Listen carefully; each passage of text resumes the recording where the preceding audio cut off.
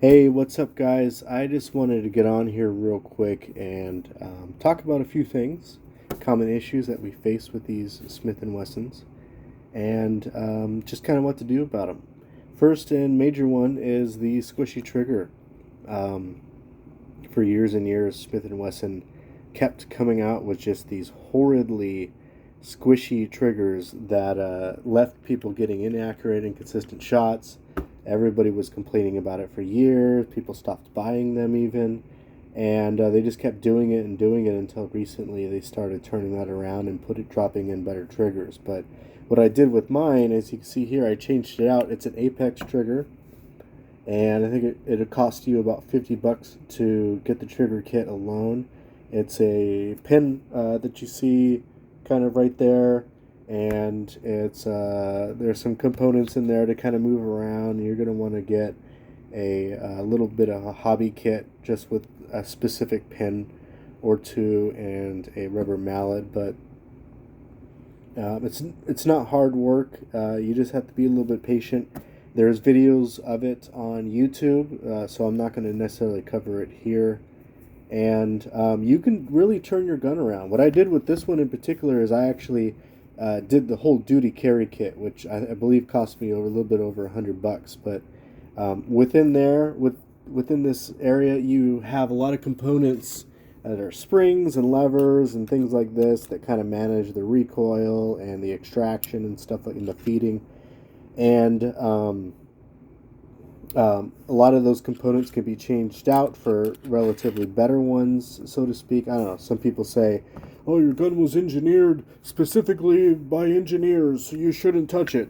But sometimes, people also say they could perform better when you change out a few parts because maybe those engineers weren't perfect. So, anyway, I'll go ahead and show you the trigger pull here. See, it's not bad. It's pretty crisp. And these SDVEs are relatively cheap.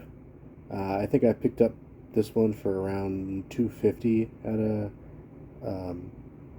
pawn shop or something like that.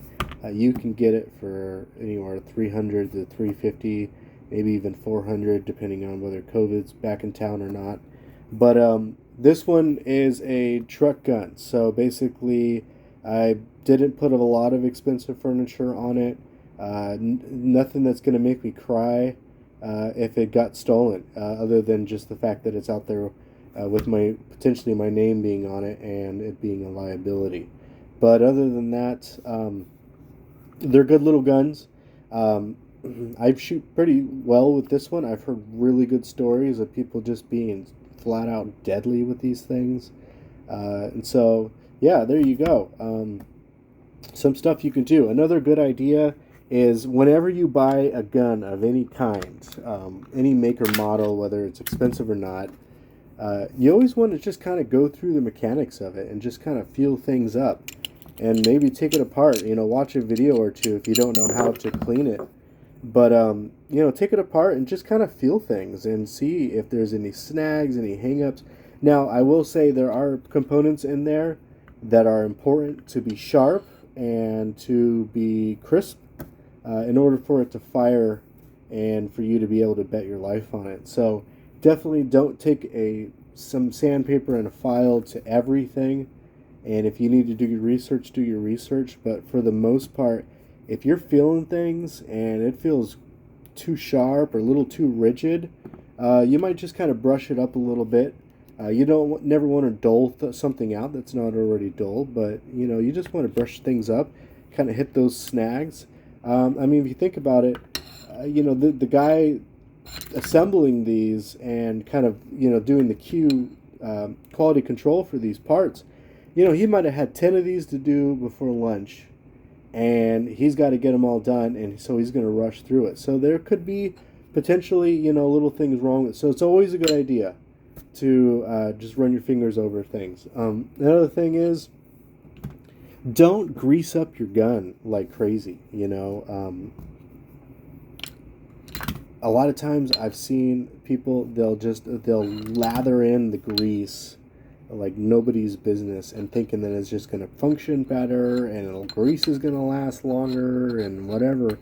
But the thing is grease, it attracts dust, man. Like, you don't want that all up in your gun. That's going to make it malfunction even faster. So, a good rule of thumb is to basically oil it or clean it for sure first. Oil it up and then wipe it down. Wipe that all that excess oil off. The oil that needs to be on the surface of your weapon is going to stay behind, basically, once you wipe it down with a fresh cloth. So you do not need a mountain of oil on the surfaces of the metal of the inside or anything like that. You're just going to cause yourself more failures.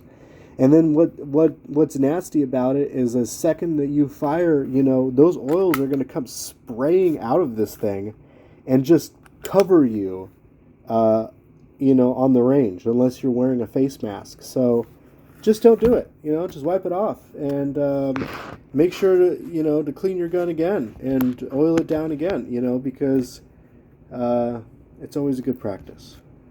All right. Peace out.